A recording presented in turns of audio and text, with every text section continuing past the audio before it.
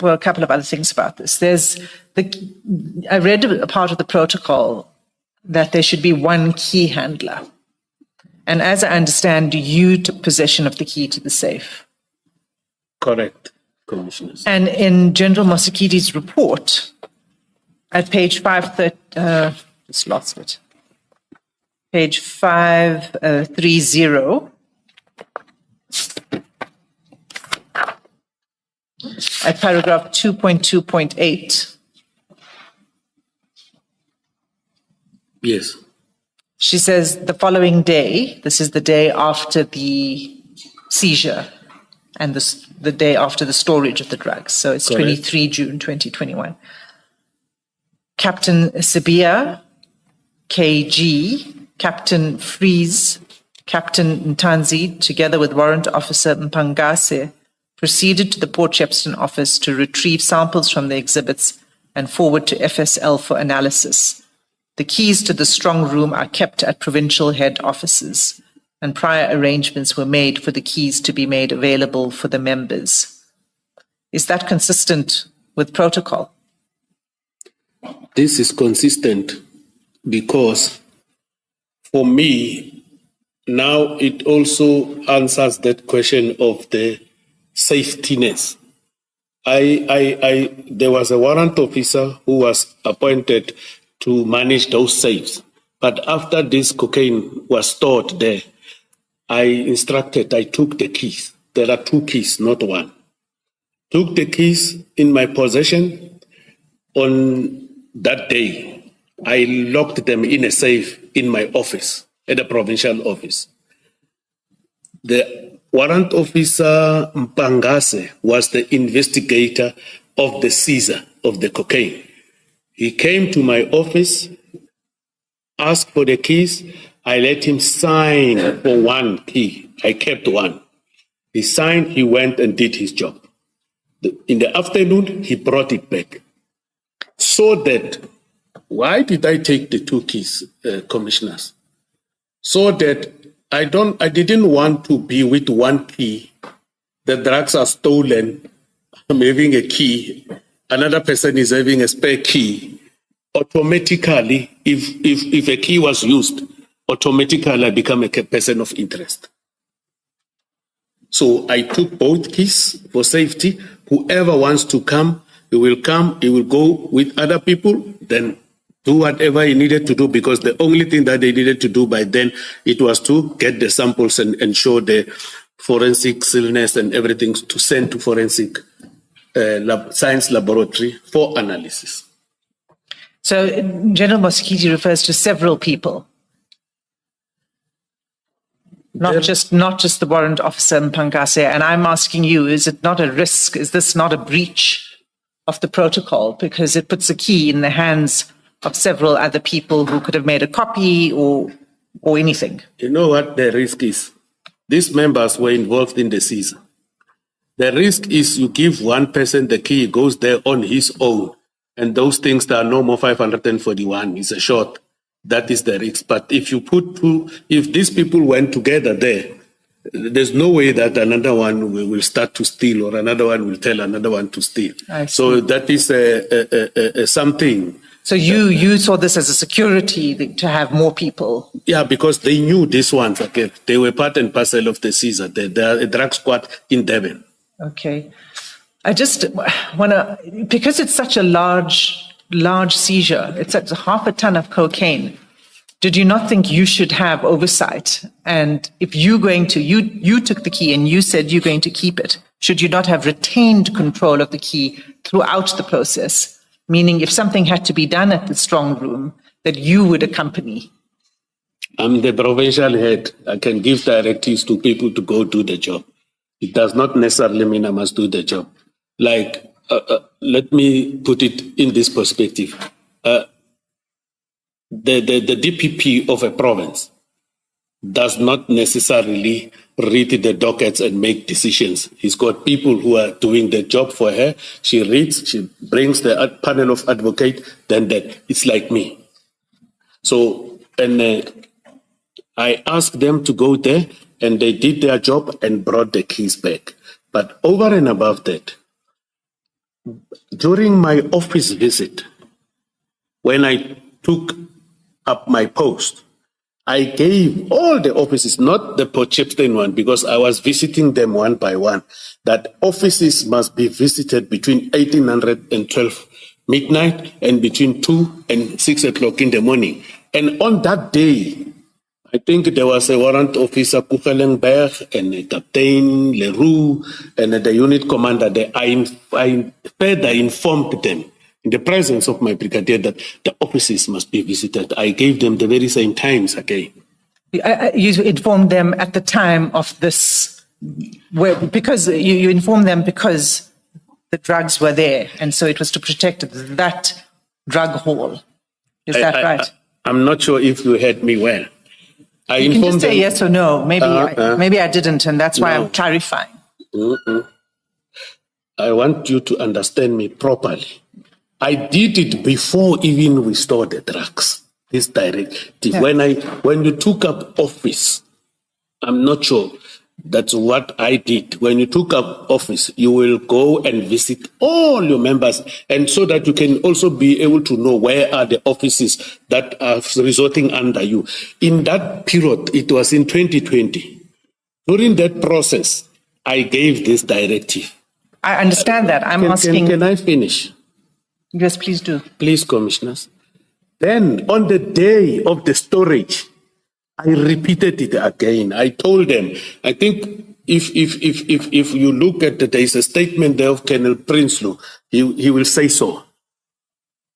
That is, I'm trying to respond to the issues of this paragraph 2.2.8, that further than this, I informed the people to do their visit.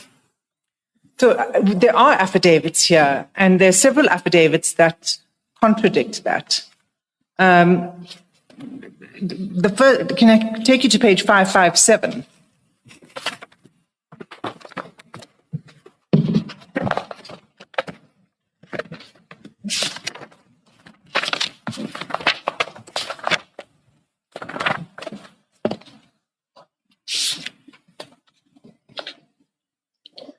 Okay, in paragraph 2.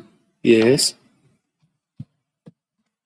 At no stage before and or after the housebreaking that occurred between 5 November 21, 8 November 21 at the Port Shepstone DPCI offices was I ever given any written or verbal instruction by any officer to visit our offices after hours or on weekends to make sure that everything was in order at the office. And it goes on. And then it says the times that I did visit the office was on my own initiative because of the previous breakings we had our offices. However, I do recall that our previous acting commander, Lieutenant Colonel J.J.P. Prinsloo, did ask the office personnel to visit the office when they are in the area without giving any specific reason. This is from a detective warrant officer. What's your response to that? You said it's contradictory, but the answer is there, you read it.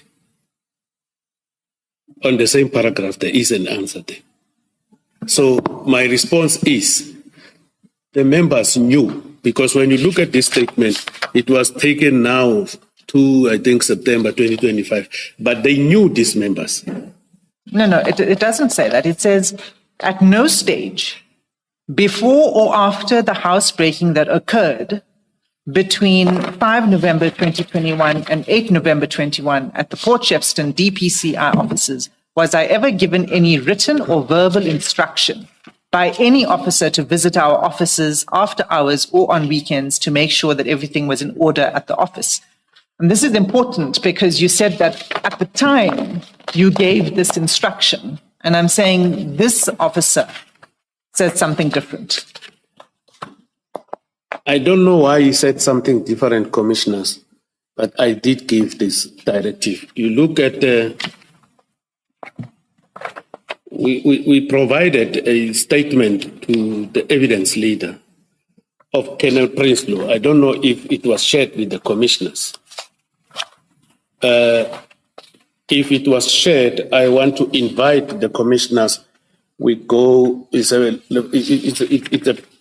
page that we gave pages. I'm not sure if it was annex chart here, but Ms. Mafisa, was it shared with us? Chair. Yes, Chair.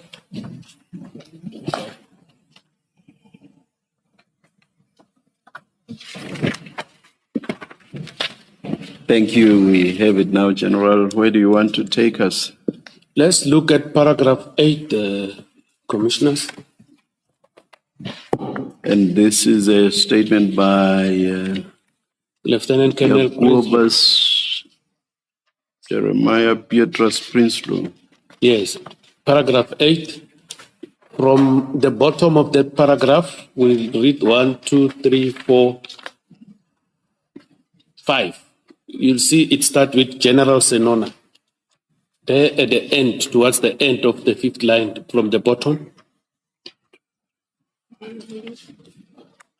Oh, yes. Paragraph 8, line 1, 2, 3, 4.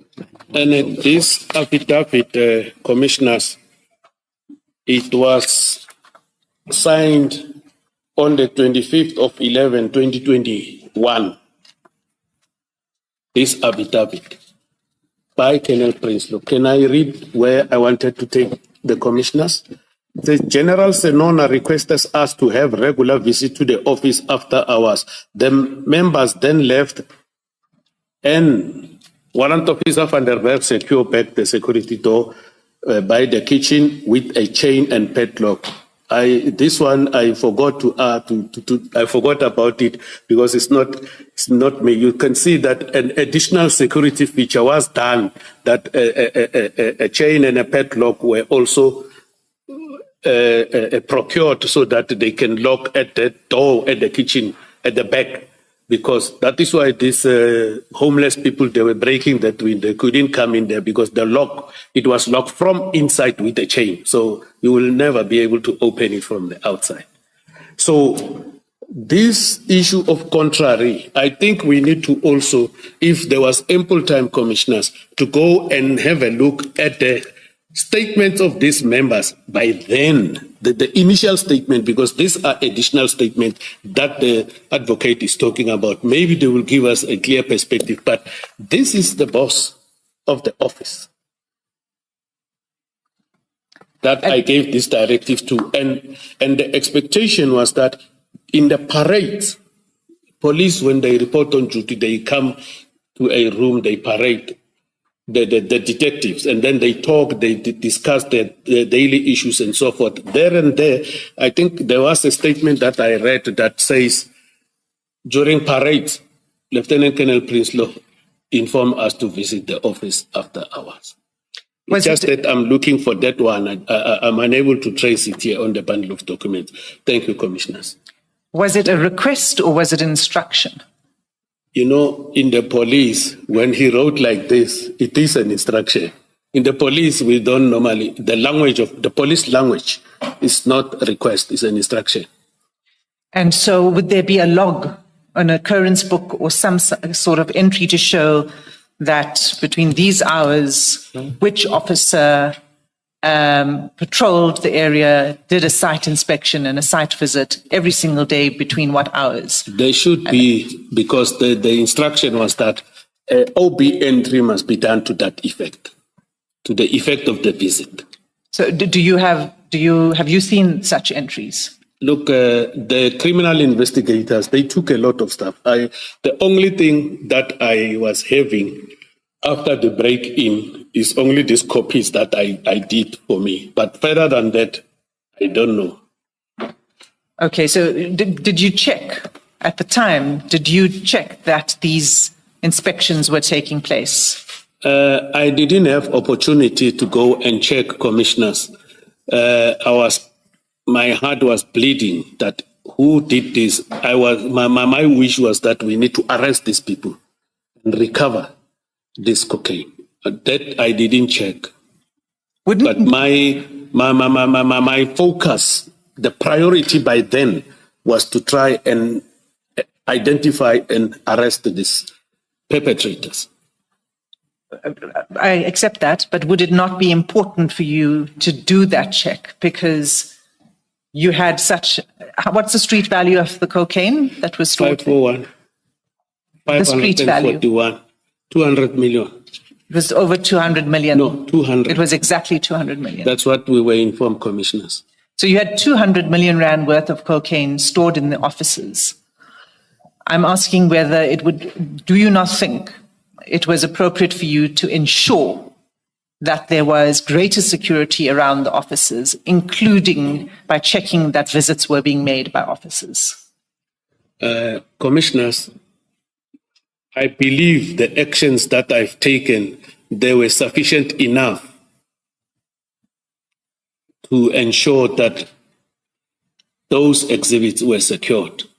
The issue of the padlock, the issue of giving instructions of the visits, the issue of the walk-in safe, the strong room, the issue of taking the keys, that not two people must be able to have the keys.